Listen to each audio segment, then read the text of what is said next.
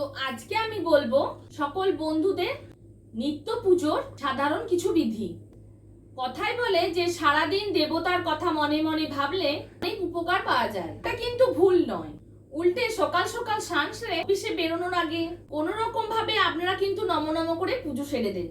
তো ভালোভাবে সেগুলোকে আপনারা খেয়াল করেন না। তো কিভাবে নিত্য পুজো করা যাবে চলুন আজকে দেখে নিন। ফুল নিয়মিত পুজো করার সময় অল্প হলেও দেবতার সামনে আপনারা ফুল নিবেদন করবেন, কারণ দেবদেবীরা কিন্তু ফুল খুবই পছন্দ করে।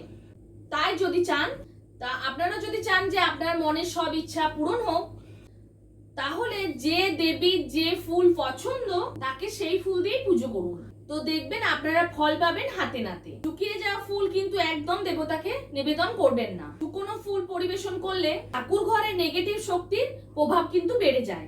আর এমনটা যদি হয়ে থাকে আপনার কিন্তু প্রচন্ড ক্ষতি হবে। এরপর হচ্ছে তুলসী পাতা। স্বাস্থ্যমতে পুজো করার সময় তুলসী পাতা নিবেদন করা একান্তই প্রয়োজন, কারণ এই পাতাটি ঠাকুর ঘরের পরিবেশকে কিন্তু শুদ্ধ করে, ফলে পজিটিভ শক্তির ক্ষমতা বাড়তে পারে। এবং ভগবান কৃষ্ণের তুলসী পাতা কিন্তু খুবই প্রিয়। বাড়িতে তুলসী গাছ রাখলে খারাপ কোনো ঘটনা সম্ভব না একেবারেই কমে যায়। এছাড়াও তুলসী গাছ বাড়িতে লাগালে নানাবিধ রোগ ভোগের আশঙ্কাও কিন্তু কমে যায়। এরপর হচ্ছে প্রদীপ।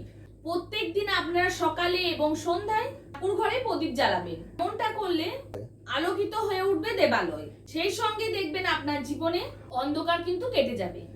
আর যদি এমনটা হয় তাহলে সুখ শান্তিতে ভরে উঠবে আপনার জীবন।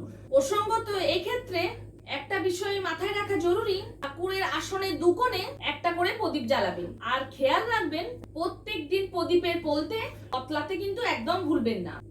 পলতের কোনো দিক যদি কালো হয়ে যায় এই প্রদীপ জ্বালানো কিন্তু উচিত নয়। আপনি যদি বিবাহিত হন তাহলে দুটো করে পলতে জ্বালানো উচিত, কারণ এমনটা করলে স্বামী স্ত্রীর সম্পর্কে উন্নতি ঘটে, জীবন কিন্তু সুখ শান্তিতে ভরে ওঠে। এরপর হচ্ছে ঠাকুরের ছবি পরিষ্কার। নিত্য পুজো করার সময় ঠাকুরের মূর্তি এবং ছবিকে পরিষ্কার করুন, তাহলে ঠাকুর ঘরের পরিবেশ শুদ্ধ হয়ে ওঠে, ফলে দেবের ক্ষমতা বাড়তে পারে। আর আপনার গৃহস্থে দেবের ক্ষমতা বাড়লে আপনার উন্নতি হবে। এরপর হচ্ছে মন্ত্র। পুজো করার সময় ঠাকুরকে প্রসাদ নিবেদন করার পর প্রদীপ জ্বালিয়ে যে ভগবানকে মানেন তার মন্ত্র জপ করলে দারুণ উপকার পাওয়া যায়। এক্ষেত্রে মনের সব ইচ্ছা হয়। হচ্ছে ধূপ। পুজো করার পর ঠাকুর ঘরে ধূপ ধুনো জ্বালিয়ে দিতে কিন্তু একদম ভুলবেন না। এমনটা করলে ঠাকুর ঘরের পরিবেশ শুদ্ধ হয়ে ওঠে। এরপর হচ্ছে গায়ত্রী মন্ত্র।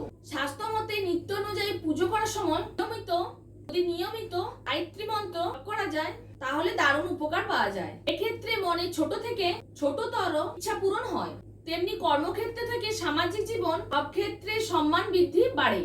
প্রত্যেক দিন পুজো করার সময় এই নিয়ম বিধিগুলি মেনে চলুন, আপনার জীবনে উন্নতি কিন্তু অবশ্যই ঘটবে। এই ভিডিও এখানে শেষ করছি, দেখা হচ্ছে নেক্সট ভিডিও। নমস্কার।